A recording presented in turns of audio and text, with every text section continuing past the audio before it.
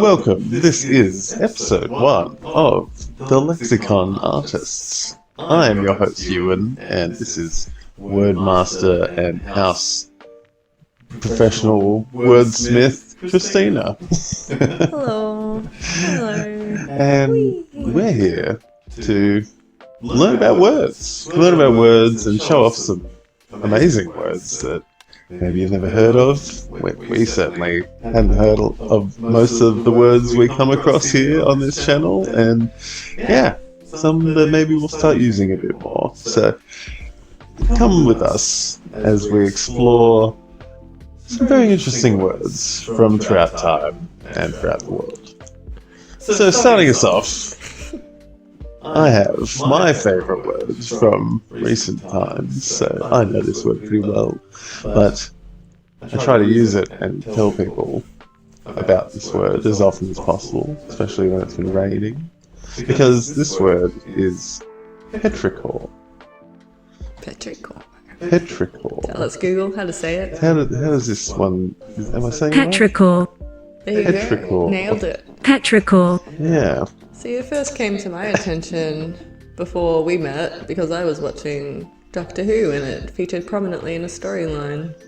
This must be... So obviously in the usage then, that's good. I'm not sure how common it was. You can look at the time popularity if you scroll down a little more, or do we want to look at the origin etymology first? Because that's fun to break down, and especially for remembering how to spell and pronounce stuff. Well, firstly, let's tell everyone what it means. Oh, yeah. I think. Alive.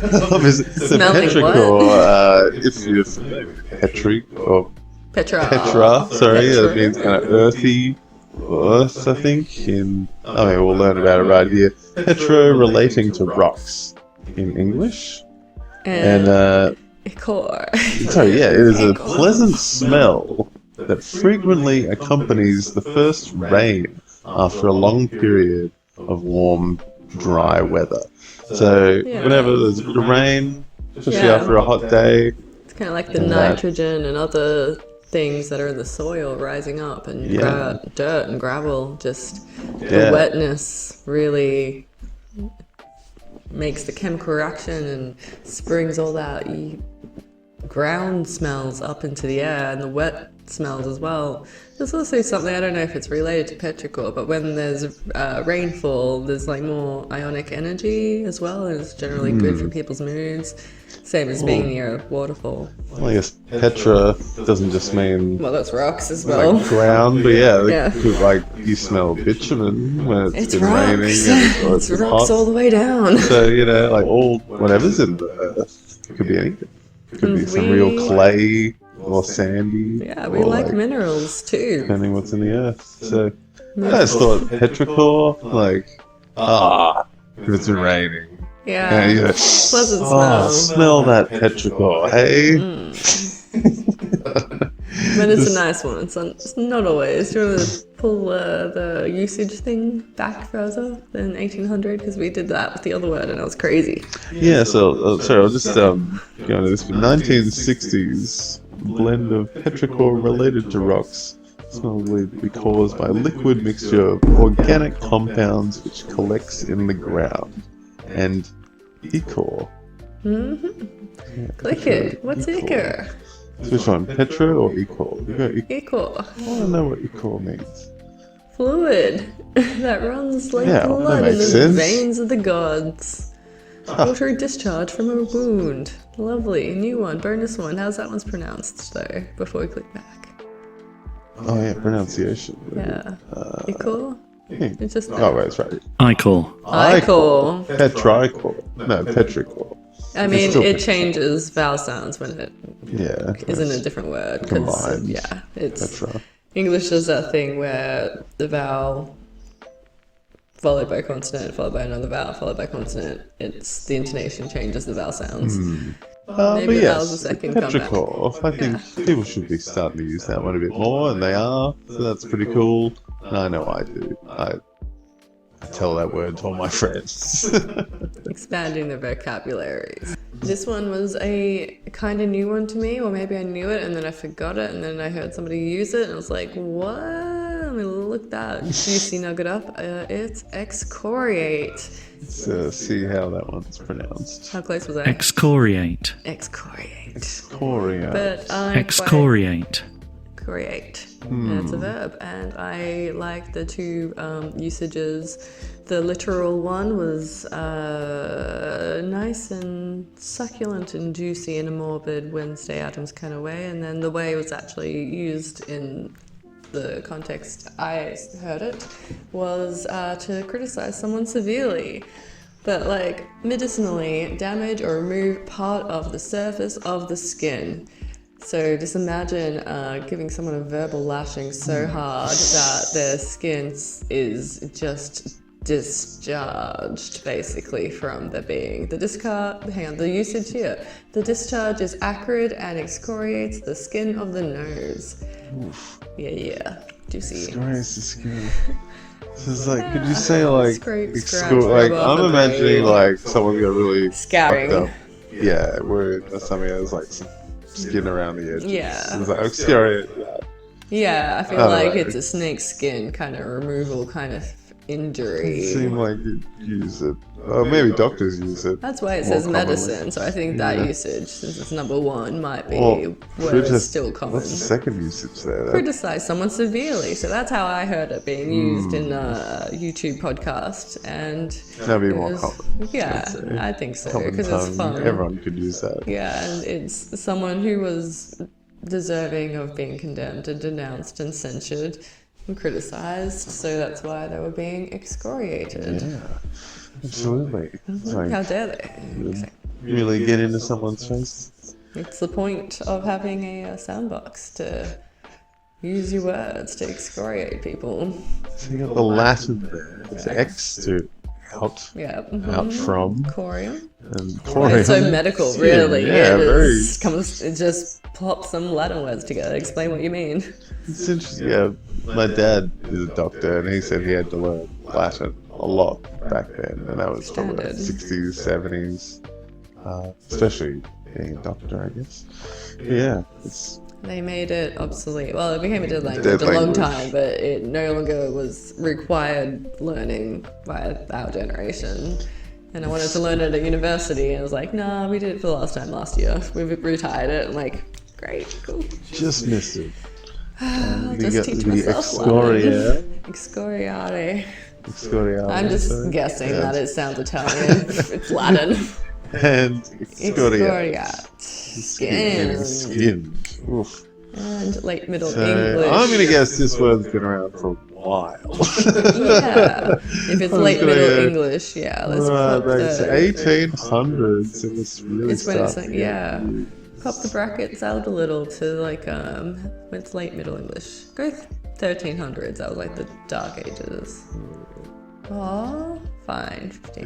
Okay, we'll go to 1500s. Such terrible data keeping. Ah. I guess I didn't have books then, They really. didn't really start till it was pretty early though.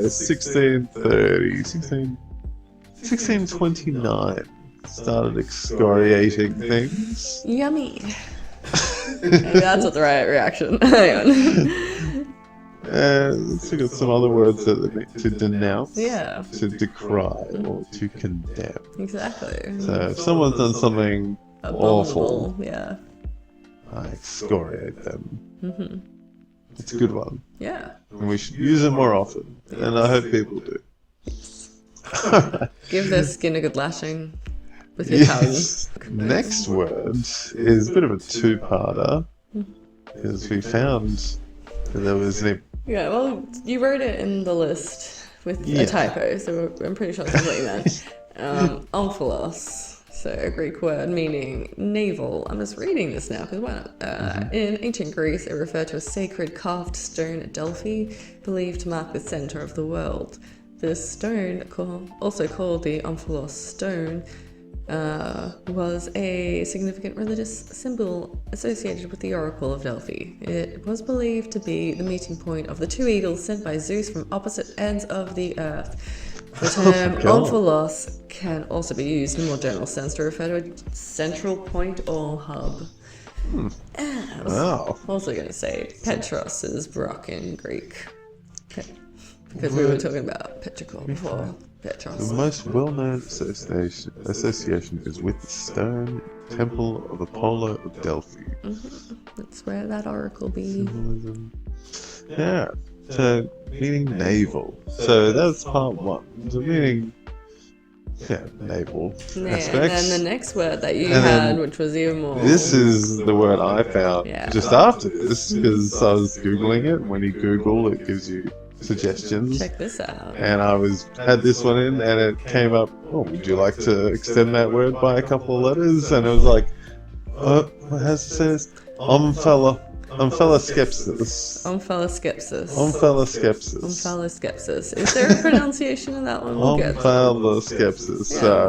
Omphaloskepsis. Omphaloskepsis. Omphaloskepsis. I think we were correct. Omphaloskepsis, yeah. So I think we're correct in what we're saying. We're saying it the same every single time with no variations. But to understand this word, you had to understand omphalos. Omphalos. And Navel. that is, so this word means often used critically, and that refers to in excessive introspection or self-absorption, and often used metaphorically and describing as navel gazing, so looking inside, is my interpretation of that, I guess. Like self-absorption is self. I was trying to remember what that other word analytics. was. That was in that. Implies a focus on one's own problems, thoughts, or feelings, potentially to the exclusion or external concerns.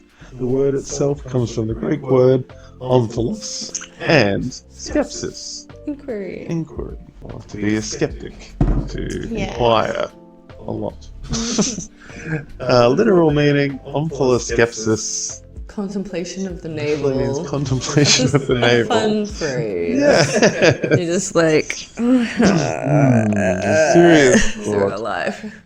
Used to describe someone who's overly self-absorbed, lost in their own thoughts, or excessively introspective. This is more like Hamlet, constantly overthinking things, kind of, and being very philosophical and in your head. Yeah, excessive. But not That's- self-loving necessarily, which vanity implies.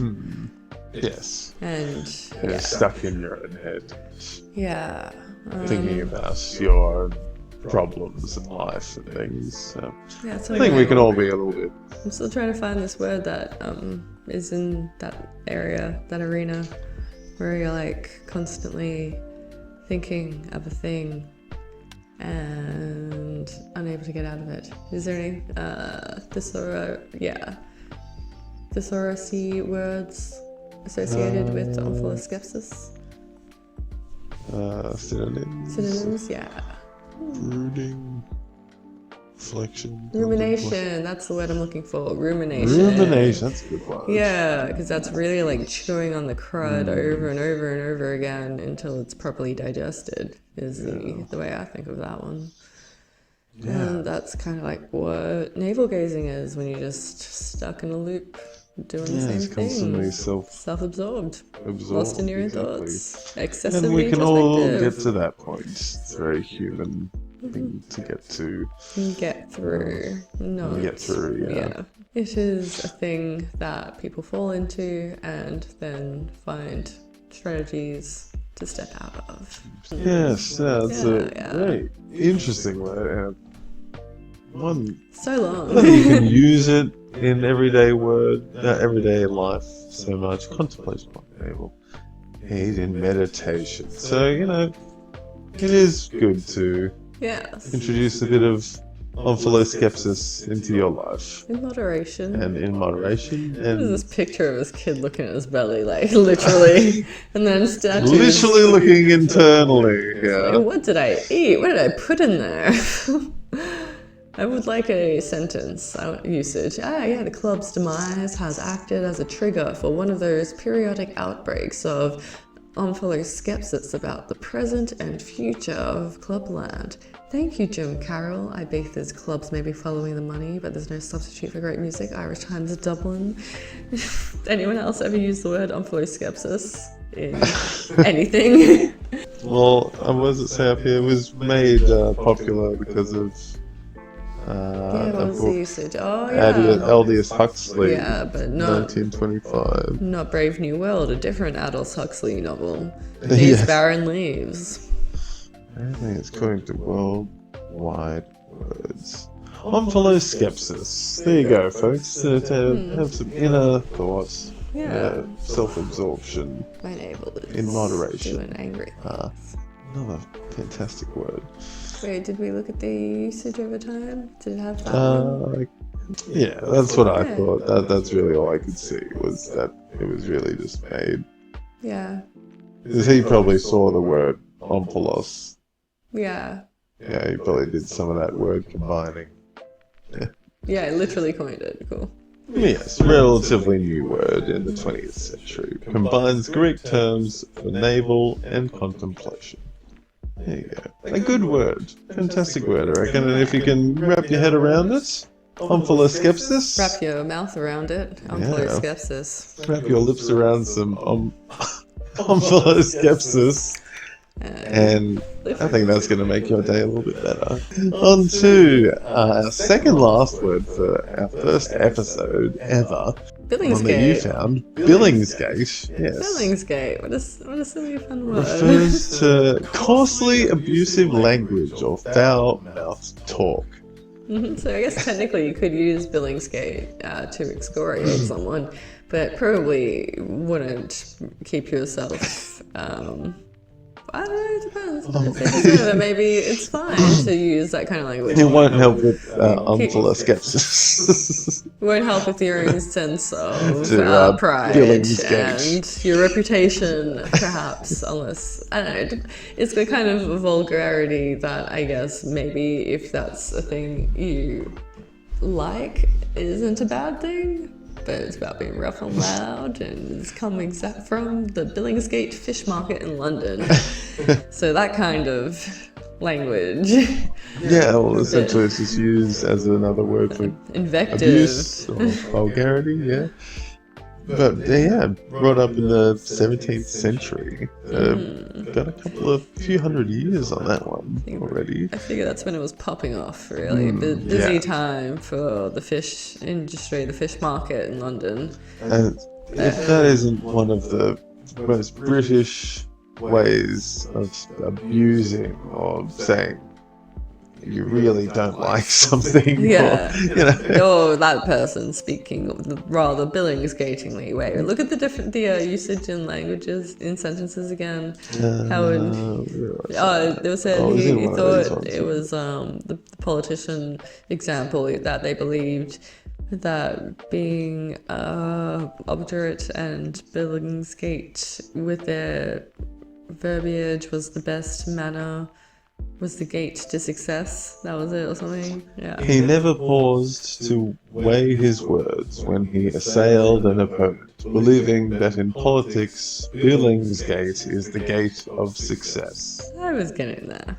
That was my memory. Doing alright. And then When preachers opened the sluice ways of vituperation and Billingsgate upon Colonel Ingersoll for having interceded for a man convicted of mailing obscene literature. oof, wow. Yes. Project Gutenberg. Open the sluice ways of vituperation and Billingsgate. Because the absolute menace, the absolute cad beyond indiscretion, Colonel Ingersoll, mailed obscene literature. Seems like a little bit of politics Billingsgate is happening in the United States. Yeah, it's a lot of shit talking. It's the whole game of just... It's quite vulgar. Really... Even though that doesn't... Even though you're just accurately describing some people and their inactions, it's just vulgar to say what they've literally done. It evolved to describe any kind of foul, abusive, or vulgar language, especially when used with great vehemence or passion. Yeah. Billingsgate. Yeah. Really? Like, See wow. people in, That's... what's the thing, the house, the politics house that they run, that they show in Senate and that, where they're really having their moments and God, I've forgotten all the words now. Not a good example. Yeah, no, when they're when they're doing their thing. setting the tone of the time. I guess some countries, they go off so some of the hard. greatest speeches full of Billingsgate. Oh, synonyms, they're fun. Scurrility, vilification. Vilification, vituperation, invective. I like it. It's almost like it's a curse. It is kind of a curse, using a very powerful word powerfully to make a whole effect. Really excoriate a person with your Billingsgate. Politician's speech was for Billingsgate directed at his opponents. You won't have to believe the Billingsgate, which So you poured can, forth from it's that a boy's literal mouth. translation of Yeah. filled with foul language. Yeah, it's more like an adjective. You would say that they've done, like, it has to be phrased in a way. The argument escalated into a shouting match filled with Billingsgate. So Yeah, have you ever, weird. like modern day usage of that would Filled be with like shit ire. talk. Filled with ire is, I Yeah. guess, something like that. But yes, they shit talking Like is what if they're you're, literally doing. you're a Billingsgate, They're you're a talking shit shit, talker, yeah. you're a shit talker, or you're a But it doesn't Just quite a get all the vulgar nuance of it, language. though. it doesn't mix with Show more. what it's saying, I guess. Because it sounds so proper, it sounds so nice in a way. Billingsgate. Like, how can you say that while being like, You have to stay on the high ground, basically, Yeah, because it's a you're real high ground way acknowledging of that saying- the other person is using, or someone is using, something that is vulgar, and there are other options. You can... yeah. That's an interesting one. What's the usage? Show more. Oh, shit. No, there was not much more. The argument escalated into a shouting match filled with Billingsgate. The coach was reprimanded for using Billingsgate during the game. The customer was asked to leave the store for using Billingsgate towards the employees. So you really get a picture of it now. It's not, commendable usage, or it's not... But, towards the employees. So it's been used in modern times. Yeah. Maybe not. Good history. Okay. First known use in 1652. Yeah. Time traveler. Okay. Old Gaze and Fish Market. Yeah. Alright. Obloquy, defamation, subsequent shame, disgrace. Abuse. Vituperation. Yeah. That's Obloquy. Mm-hmm. Yeah. Fun. Fantastic words. Billingsgate, everyone. You should definitely be trying to use that instead of saying vulgar language or your shit talk. And also vituperation, because implies fluent and sustained abuse. A torrent of vituperation and Billingsgate. Delightful. Rolls off the tongue. Yeah. Just like Tips our off. last word here, which it takes a little bit of a turn. It's so cute and fun. It's a fun one though, and It's that still kind of is political. snollygoster. Oh, Oh, you snollygoster, you. A shrewd, unprincipled person, especially a politician. So, there's a lots subconscious of theme politicians here. come to mind You that just I think randomly chose these words. these are snollygosters. German, obviously. That's Yeah. a German original word. German import, nice. So quick spirits. I just love the way the German language sounds. Schnellgeister. Schnellgeister, Schnellgeister, sorry. Schnellgeister to Schnollygoster. Snollygoster. Snollygoster. Snollygosters must be thrown out of political office and other positions of power because they are unprincipled Yes, and fast. shrewd. Fast, quick spirits. Usage over time is interesting. Very interesting. It's really come and gone Yeah. twice. Interesting how it took a weird dip in And it started the 30s. a while back there. Yeah. Yeah, like mid-1800s. And then really came to prominence at the end of the 19th century. And then died off like just before World War II.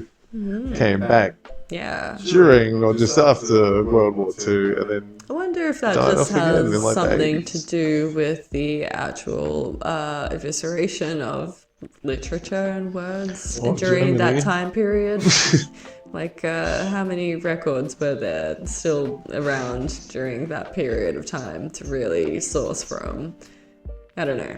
I don't have the Interesting data. that it died out towards Yeah. the beginning of Yeah. World War II, and then But then the Cold War. exploded during and Yeah. just after World War II. Well, that was during the The German world occupation. was Well, interesting. the East Berlin There's, era. like- So they had a lot of political stuff still happening in Germany. Was it that kind of manosphere of Germany of the time? It was like, oh, we can't have those silly words. It's not a Costa. No.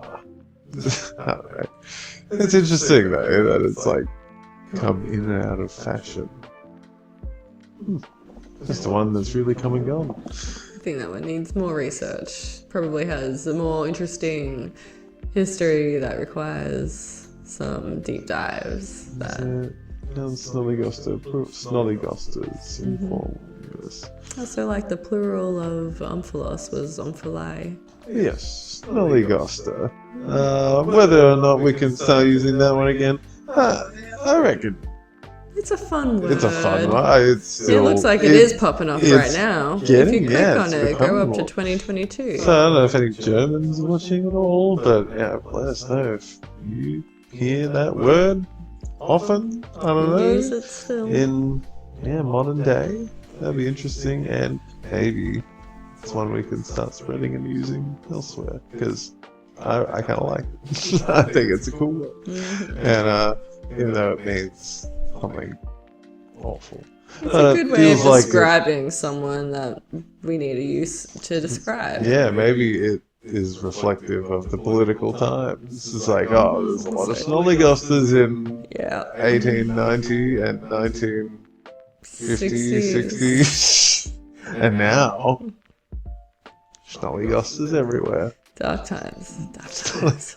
Alright, well, we're going to end it on that one. Thank you very much for watching episode 1. And yeah, please like and subscribe and follow us for more fantastic words in the future. Hey guys, thank you for watching this video. If you did enjoy what you saw today, please like and subscribe and follow us on Blue Sky and Duolingo if you'd like to learn more.